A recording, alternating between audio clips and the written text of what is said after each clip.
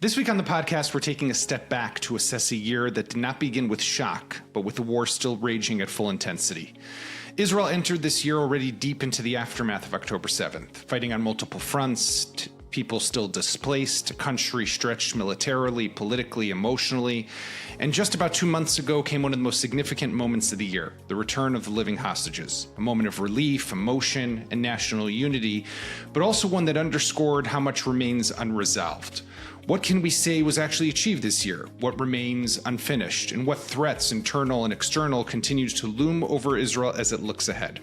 To make sense of this moment, I'm joined by Professor Yedidia Stern, president of the Jewish People Policy Institute, and one of Israel's most thoughtful legal scholars and strategic voices.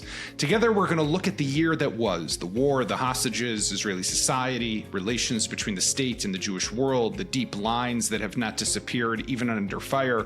And we'll look also forward. Is the coming year one of elections, paralysis, continued war, recalibration, real change? What decisions are going to be made? Maybe we'll be able to figure that out. So this is a wide-angle conversation about where Israel stands in the year that closes and the crossroads as it faces the one that begins. Yedidia, it's great to have you on the podcast. My pleasure. Thank you, Yaakov, for the whole effort. Okay, thank you. So I've been thinking a lot about kind of the year that was, and I wanted to ask you maybe just to set the stage. When you look at this past year, was this a good year? Because it ended positively, but how should we look at it? It's too simplistic to say yes or no. It's complex, obviously. It depends what is your angle and what are you looking at. Generally speaking, the year ended with the high security-wise. Also, the issue of these hostages, for non-Israelis, it's maybe unbelievable how Israelis care about it. So this is a great turn, unexpected, thanks to President Trump. But we are facing, I would say, social unrest in Israel, which is threatening and very problematic, and we should look at it seriously. So I want to talk about the social unrest, because there was a feeling, definitely in the aftermath of October 7th, which is now over 2 years ago, that here in this moment of great existential crisis, of war from an outside force, multiple forces, the Israeli people come together. And we came together in an amazing way. 100%. But that really faded quite quickly, I would say, which means, I guess, and I'm no expert on this stuff, but it means that under the surface, nothing has been resolved, right? So what remains. You see, when we are attacked, it's obvious that we are together, and it helps us to see priorities in our national existence. So Israel was together very much so in a very, I would say, encouraging way, with a young generation coming up and taking responsibility and sacrificing a lot. It was quite amazing. But all this is not an answer to what we feel as a main divide in Israeli society. We do not agree on the vision of the state. And when you translate the disagreement about the vision of the state, Yaakov, what does it really mean, Jewish state? We do not share the same view, we Israelis. We have different interpretations. And when you translate it into specific issues, then things come up and the disagreement comes up. And also, as we know, in this age, worldwide, not only in Israel, the voices of dispute are being very, very, very up in front, and people are not willing to accept the other. It has to do with many things like the social media, etc., etc. But in Israel, when you have all these existential issues, so you have main forces asking us to unite on one hand, and then it's too important to give up to your view. I have a different view. Let's fight. But here's the thing that somebody from the outside might not understand, right? Israel, yes, had this war that was forced upon it. People were taken hostage. We had the Iranians, we had Hezbollah, of course, Hamas as well. We end 2025 with Iran setback, maybe trying to rebuild, maybe another round. We heard Netanyahu and Trump speak at Mar-a-Lago. There might be another round at some point. Hezbollah ceasefire. The government in Lebanon actively trying to disarm them and dismantle them. Hamas weakened, still there, still in control of half of Gaza, but not what it once was. And all the hostages, and as we're recording this, except for the body of Ron Gvili, of one hostage, all have returned home. So when you look at the bigger picture, Israel is stronger. Israel is better equipped to defend itself. Israel is in a better strategic posture. Why can't this be the opportunity to say, okay, now we can actually come together? Okay. So first of all, you're totally right in describing the fact that Israel is much more secure than what we were for the last whatever generation. We are secure now.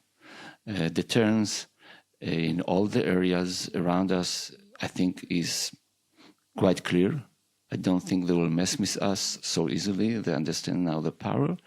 The misunderstanding of Israeli society as a divided society when we face outside was proven wrong. So yes, we won the war. Half of Israelis are not sure about it. That's my opinion. We won the war. So all this aspect of our national life is much better.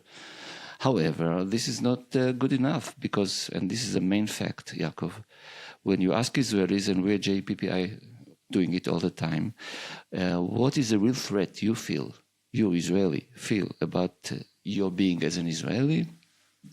Two-thirds are saying the internal rift is the problem, the threat, while the outside threats we can handle.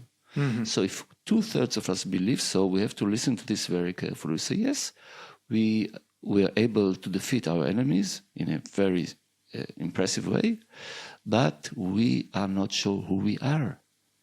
It's a main point in our national life. So what does that mean, who we are? Because you said that before us. We have different visions. We're not sure who we are. Explain that to us. Okay, so roughly half of Israelis are nationalist, right-wingers in Israeli terms, not extremists necessarily, but right-wingers, very traditional, religious, and ultra-Orthodox. Half. They believe that the particular aspect of our life is the most important aspect of our life. Being Jewish is the main asset, the main essence of who we are. And the other half, very Jewish also, obviously. However, they are more liberal, more universal, less particular about their understanding of Israel today and of the future of Israel. We want different futures for our kids here.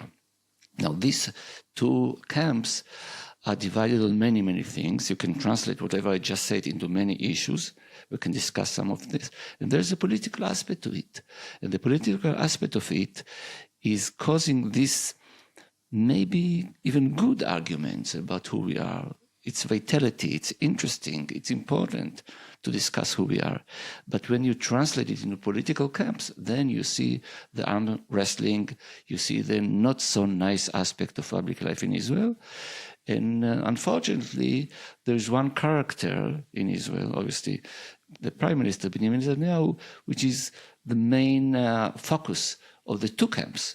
One adore him, the other one is saying he's the wrong guy for the job. We don't want him anymore. You know, as we're talking, and you're talking about the Jewish or Israeli divide, let's call it, I'm thinking of Netanyahu's campaign back in 1996 against Shimon Peres when he first ascended to power as prime minister, and he tapped into that exact sentiment and spoke about the Yehudim, right? That we are Jews and not first. In other words, he understood that that's what will speak to that crowd. By the way, when you actually think about it, 1996 is when he came to power, first time as prime minister. It's 30 years ago in this year to come, and it's very much Netanyahu's country today, and everything to some extent as a I think it's terrible, is looked at through that prism that you just outlined. Am I in favor of Netanyahu or am I against Netanyahu? There's no policy discussion on anything. Right. I think that if you look into policy, when you talk about security, most Israelis agree right now that there is no chance for in the near future for a Palestinian state. I don't know the numbers, but I assume 3/3 at least are saying no way, we cannot trust them anymore. So what is the argument? We have, I think, total agreement that Hamas should go away, etc., etc., etc. We basically agree on the major issues of security of the state of Israel. But in other words, the issues that used to be, you want a Palestinian state, I want to pull out of the settlements, you don't want to pull, like those kind of issues that used to be the main divisions, they're not existence anymore. Number one. Number two, even the issue of a regional state, again, the main divide in Israel for many, many years. Personally, I was involved with this issue for the last generation. Nowadays, I mean, it's still there, didn't go away. But I don't think that people wake up in the morning and think about this in Israel. Either you're from the right or from the left. It's not the main focus. The main focus is right now a struggle over power in Israeli society. It's maybe a change of hegemonies in Israel. And the point is that the hegemony, the new hegemony, which is right now in the coalition, they feel differently about the future of Israel, who we are. I'm going back to my last point. While the maybe outgoing hegemony, or those who used to be in power in Israel for many, many years, including many, many years of Prime Minister Netanyahu being in power, but still they felt, and everybody felt, that they are running the state. These people are feeling we're losing our dream. In a way, if I want to be dramatic, and I don't want to be dramatic, but if I want to be dramatic... Go for it. Yeah, one's vision is a nightmare of the other. And you have two different visions, and if one of them wins big time, the other half of Israelis will feel not at home. And what does that mean? What happens? Well, that's why we're fighting, because almost none of the Israelis do not want to give up on the dream.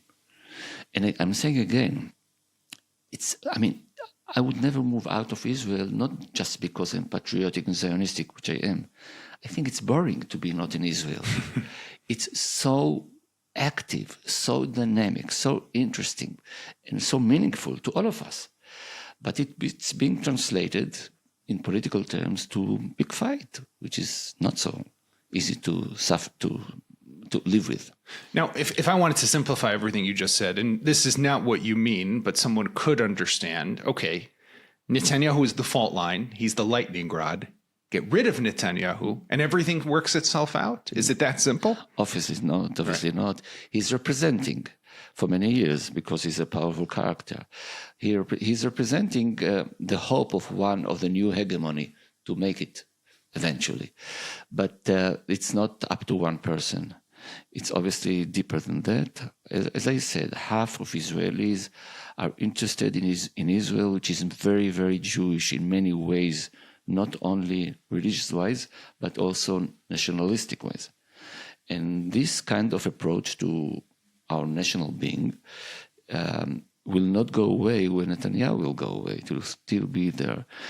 And it's being translated here in Israel, and not only in Israel, into a power between the branches of government, which is the main issue for the last 3 years beside of the war.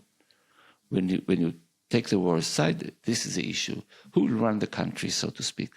The elected people in the Knesset, in the parliament, and the government, or people who are more professional in their looking at reality, represented in Israel by the court, but it's not only the court, it's also the army itself, it's the Shin Bet, the Israeli Secret Services, etc., etc., etc. And it is a struggle over power, but behind this struggle, you have this divide between being more Jewish or more universal and more liberal. And we're talking just after Finance Minister Bezalel Smotrich said the other day that we need to, I'm paraphrasing here, but use the word we should trample Yitzhak Amit, the president of the Supreme Court, the Chief Justice of Israel. So that battle still continues. And I mean, I think almost by design to an extent, in order to delegitimize the potential establishment of a commission of inquiry. So there's a couple of issues I want to maybe dive a little deeper into. And one of them is exactly the commission of inquiry. I want to talk to you also about the relationship with the United States, which is something that we think about a lot here, but also there are people who would say that Israel is outsourcing its security, its decision-making now to Washington or to Palm Beach and Mar-a-Lago, wherever it might be that the president sits. And then, of course, looking to the potential elections that might be held in the coming year. But first, let's talk about for a moment the Commission of Inquiry, because this is, there's the Cuttergate story, which deals with the Prime Minister. We're not going to get into that. But Israel now is also divided on this issue. We just had a poll recently at JPPI where we showed that about 48% of the public want a commission of inquiry. through the existing legislation, state-appointed commission like we had after the Yom Kippur War, that would be appointed within that 48%. Some say let Yitzchak Amit appoint the people. Some say let Yitzchak Amit and his deputy, Noam Solberg, appoint the members of the commission, but give it to the Supreme Court. There's another not small number, just about 30% almost, that say, no, let's go with this legislation, very controversial, that the Knesset, the coalition is pushing through, that they will appoint the people, which is the investigated will appoint the investigators. Where is this going? Well, it's another translation or implementation of what we see the major divide in Israel. Why right-winger people want this kind of committee? Center and left want the other side of committee. It's almost not relevant. It's again the power of one person who is trying to manipulate Israelis into a specific preference regarding whatever issues there is on the stake. You have to realize there is no other ways for the future of Israel to go on secured without understanding whatever happened in a serious way, which is trustworthy by most Israelis. Unfortunately, that's my anticipation, Yaakov, even if after the next election we'll have a national inquiry like the law says, it will take 4 to 5 years to find out what happened. And then half of Israelis will say, well, this is a committee that we cannot trust. Mm-hmm. So what is the point? So there's one symbolic aspect. Emotionally, you need this kind of purification process that will give some sense to whatever happened, which is shocking, obviously. My suggestion, if I may, is not to go into an inquiry that will put a fault on anybody, that will ask for responsibility. I know people say, well, obviously we want responsibility, they have to pay. Well, so just to explain to people, exactly. These commissions of inquiry, usually what they do is they say, okay, you're at fault. They send you a letter of warning, right? That's usually how it works? Yeah, we expect apparently that somebody will be hanged by the end, right. And then the process. Heads will roll. So we'll feel better. However, in order to go there in few years, at least 5, I think, you'll have to send letters of warning to all possible people, talking about many, many people. They will hire lawyers, best lawyers in Israel, and we will fight for a few years on the evidence. Mm-hmm. And eventually what will come out of it? Some report that will say that somebody is being blamed. And then what? Much more important is not who is to blame, but what went wrong. And what we need to do is to say, let's look seriously into whatever happened, but in order that discussion will be fruitful and people will not hide or less hide than otherwise, let's decide that we are not going to blame anybody personally, just look into the acts of people. Let's look into the process, not into the personalities. I have past experience with this. I myself sat on a committee like this, looking into the way the state of Israel took care or didn't take care of the settlers in Gaza Strip, in Gush Katif. Who were pulled out in 2005, right? Right. And we decided to start in the beginning of the process. We are not going to blame anybody, not the prime minister, not the defense minister, not any of the responsible people, because we would like to help. So they came to us, testified without lawyers. It took only a year. And eventually we came up with, I think, a good report that was accepted by everybody. Mm-hmm. So obviously you cannot compare different things, different emotions, etc., etc. Still, I think that we have to be practical about it and not only emotional. So, but nevertheless, this is my... Politics reign. Right. This is my advice, trying to help out. But in reality, I think that eventually, if we will have or will not have a committee, depends on the outcome of the next election, obviously. And either way, even with that outcome of the next election, I think, like you said, half the people will accept it, half the people will not accept it. Yeah, we have so many issues that eventually public trust depends on the camp and the identity group, not on the merits. And this will be another one. Another one with real ramifications from a security perspective, which hopefully at least those can avoid the, blame game and make the intelligence reforms, make the operational, fix the structural issues that exist between military intelligence, Shin Bet, the prime minister's office, et cetera. Okay, let's talk about the United States for a moment. I mean, we just saw another meeting, sixth meeting of Prime Minister Netanyahu with President Trump. 6 meetings in just 12 months. I mean, on an average of one every 2 months, pretty remarkable in terms of the sequence and the frequency, unlike any other world leader, of course, and seems very warm, right? The president, again, talking about the pardon that he would like President Isaac Herzog, the Israeli president, to give the prime minister. But it does seem that in the end, on the big issues, whether we go to the second stage of the deal with Hamas, whether there's another attack on Iran, what happens with Lebanon, what happens with Syria, Trump calls the shots, not Israel. We need Donald Trump today, and we have to be completely aligned with him also, because we don't have other levers of pressure on this president. Like if you had Biden, you use Congress. If you had a different Republican president, you might be able to use Congress. You can maybe have used the Democrats. We don't have them anymore. How does this look from your perspective? Well, I think if you're short-sighted, you're happy. If you think for the long run, you should be scared about this. First of all, as we know, Trump is unexpected, and I'm saying it in a very mild way. You don't know what will happen tomorrow, and you don't want to be dependent on somebody that eventually may turn the back to you. There is no evidence that he did turn the back to us, but it might happen. So not to be totally independent, you give up some of your autonomy in reality. I think we should not agree to this, and we should fight against it, even if it costs to some degree. You have to be smart about it, work with the right balance. Now we have to understand that we set here a president. Who knows who will replace Trump? Right. And if an American president is using all his power to leverage on Israeli policy, when we talk about our national life, about the security of our families, about everything which is important to us, I think this is scary to me. I don't think it's a good turn into Israeli standing in the world as well. We are in a problem, obviously. We need Trump and American people, but we have to secure our independence in a clear way. Netanyahu is trying to play it right, and he's under stress, obviously, and we are enjoying right now quite a promising cooperation, but you cannot trust it. One of our prophets told us in the past, when Ashur and Egypt were the two superpowers in the world, our prophets told us not to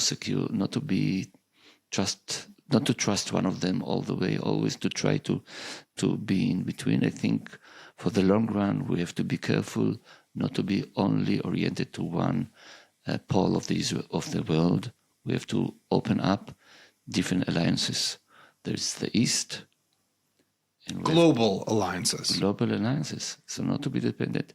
I think will be also more fruitful to everybody and to ourselves if we'll not be dependent for the long run. But on the other hand, if I want to bring it back to the Netanyahu world, right? He is on the one hand, some could say, the man who has destroyed the relations with the Democratic Party, but on the other hand, the man who has created these amazing relations with the Republican Party, right? So I think it does go to, and he always has to show his electorate and his base how I can stand up to a Democrat and I can gain amazing strategic benefits from the Republican.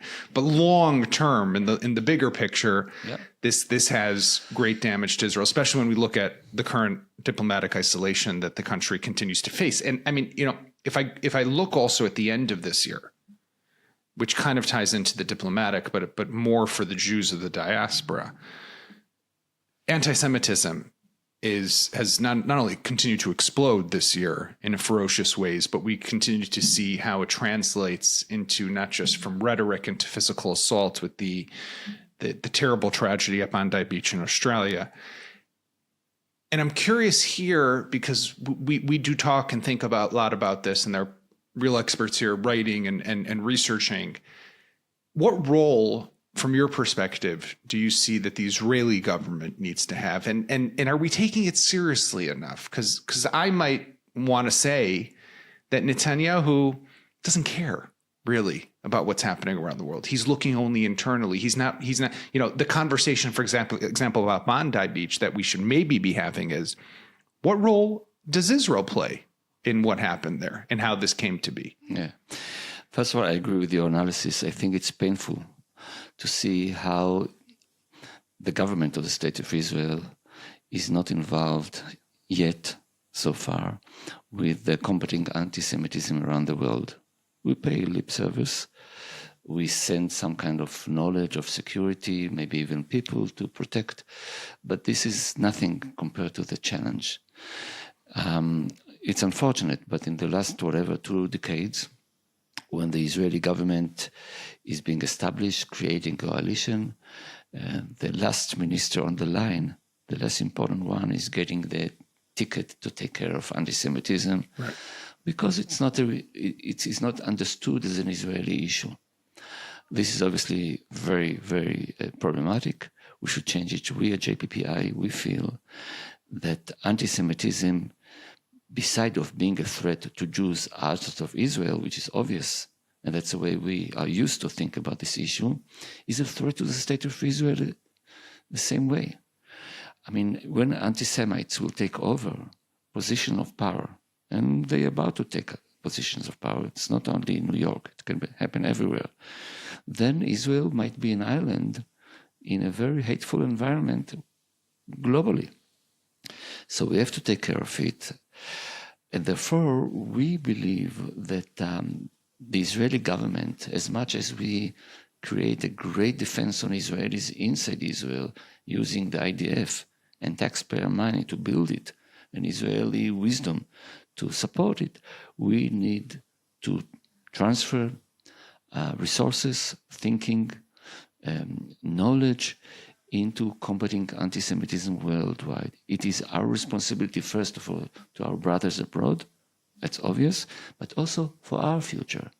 If you say it and prove it, I think Israelis eventually will take it as a national mission as well. Mm-hmm. And in order to do that, it should be apolitical. It should be like IDF. It should be an independent authority dealing with this. We need to have, like we have the 8200, the intelligence. The 8200 unit. 8200 unit protecting us intelligent-wise. We have to have this something parallel combating anti-Semitism. We have to have alliances with different governments around the globe, making anti-Semitism major part of Israeli diplomacy. Like Amnesty International was able to cause many states around the world to adopt some kind of annual report about human rights situation in their country. We, Israel, should approach, in the beginning, friendly countries, but eventually everybody, saying we want your government every year to publish an annual report about anti-Semitism, the combating anti-Semitism in your place, etc., etc. Listen, Yaakov, this is serious stuff. Yeah. The only issue that the right-wingers, extremists, and the left-wingers, extremists, agree upon is hate of Jews. We, in my generation, we never thought it would happen.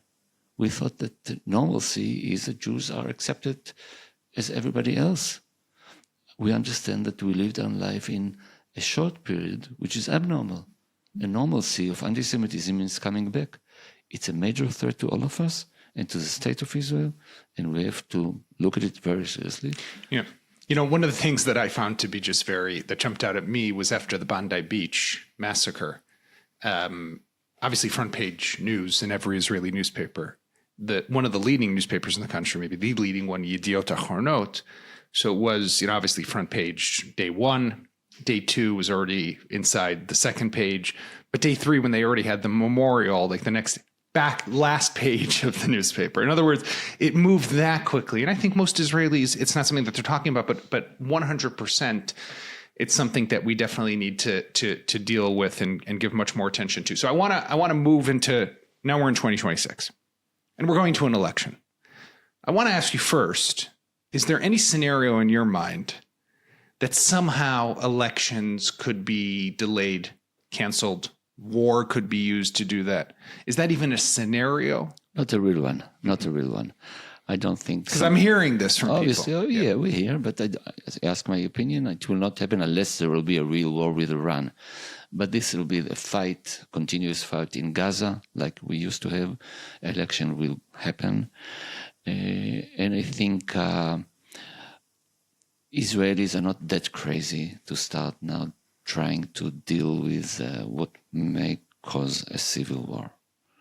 Something like that move, that's what that would do. Yes, and I think nobody will take the chance. So is there a possibility, because within the elections that are coming, we have this, in Hebrew, you call it an A's, like they threw in a goat, but it's a wild card. And this is the Netanyahu pardon. And the president of the United States said, I spoke again with Herzog. He told me it's on the way. Herzog's office comes out and says... 10 minutes later. I don't know what he's talking about. Some guy from, a representative, an emissary of the president came and asked for an update where things stand. I explained to him the process, but it's not on the way. I gave no assurance of such kind. Where do you stand on this issue? On the pardon issue? Yes. Well, for years, I thought that we should finish this saga and that the national cost for this is higher than what we gain out of it. And I was involved in trying to figure out some kind of plea bargains, etc., etc. Never happened. Never happened, not because Netanyahu didn't want, by the way, which is another issue, but never happened. I believe that we have to stop the trial, but not by a full pardon the way Netanyahu wants right now, but if possible. That's what my suggestion is. I think President Herzog should tell Netanyahu, you have to admit to something. This something can be framed in a way that Netanyahu can accept it, even if he looks about his reputation in history. It will not be something that changes the whole aspect of who Netanyahu was, on one hand. On the other hand, his legacy. On the other hand, it will be something that will show people in Israel that Netanyahu does accept some kind of responsibility of whatever happened. That's number one. And then number two, my suggestion is that Herzog will let Netanyahu stay in power for 2 years. If he loses the next election, this is the end of his political career. If he wins the election or somehow able to be part of political system after the election, he will have another year or so. Why so? On one hand, to show that, to give him an option to go on with his life as a political leader. He wasn't defeated. I don't want Netanyahu to be defeated. Mm-hmm. I don't want any Israeli to be defeated. And to give him a chance to push forward his movement with the Abraham Accords. If this is alive, we don't know, but if it is alive, 2 years from now should be enough. But it will let us go ahead. We'll have an horizon. We'll know everybody that within 2 years, this aspect of Netanyahu ruling the country is over. Likud will be able to make decisions who will run the Likud. It is some kind of balance between what we need and what we can achieve, actually. Now, I wrote this idea, and I got some few, I cannot talk about it, but I got some few responses supporting it from people who will not believe will support it. Mm-hmm. I think this is kind of balance that we should look into.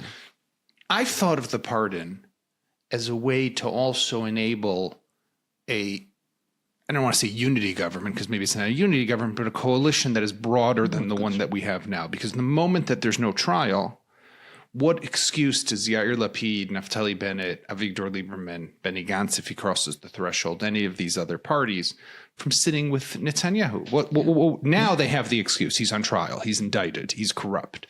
But the moment there is no trial, what are they going to say? We won't sit with him because of what? If he comes out the biggest party, which all polls, including ones that we do all the time, show, I mean, so maybe that also, and maybe I'm being naive, but maybe that helps solve the bigger issue that we spoke about. Maybe. I doubt it. I think the emotions are very high. People do not change their emotion because of some kind of agreement between Herzog and Netanyahu. They will say this is corruption itself. Right. And they will find a way. to say it's not legal, it's not unacceptable, it's immoral, it's even worse. I mean, I can give you the whole speech. I can see all of them saying.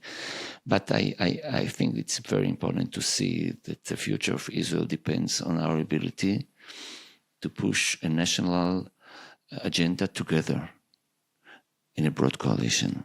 We have too many things on the table.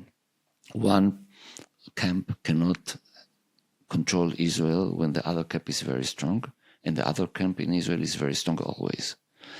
So the main object from national point of view should be a broad coalition. I can tell you the following. There is a political capital on the national table. Whoever will be smart enough to present to Israelis a sincere approach, I'm not giving up on my ideology, of my vision, of my understanding of reality on one end. But I look forward to some cooperation with the others on a general common agenda, which most Israelis can agree upon, and I know this agenda. I think if this will be presented in a trustworthy way, people will vote for this party. Right now, only Benny Gantz is talking this language, and he's not successful because he was trying this and failed already in the past.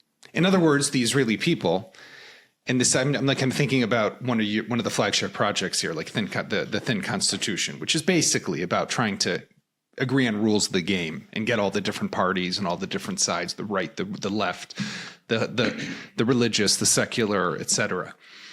And you put together an impressive group of people who are actually working on this from all different parts of society. But maybe that's the problem to some extent, because Benny Gantz, who's saying what you just said, who's saying, listen, let's not reject someone because of their identity. Let's do what's right for the country, doesn't have the votes. In other words, the people maybe were too far lost to the extremes. I hope you're wrong, and I believe you're wrong. And we see it in polls.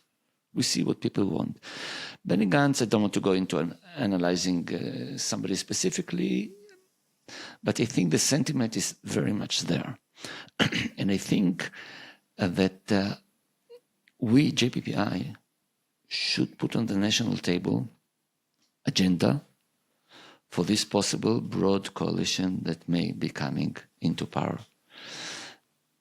We know the geopolitical things are not a big issue anymore. We talked about it. Right. We know that religion state, beside of the issue of the draft of the ultra-Orthodox, which is a major issue, obviously, beside of that, it's not really in a discussion right now in Israel. This might be the right time to stabilize Israel. That's my main point here. We have responsibility for the future to understand that Israel is divided, will stay divided. And what is most important for our future when we are divided is to know how to argue in a way that will not burn us.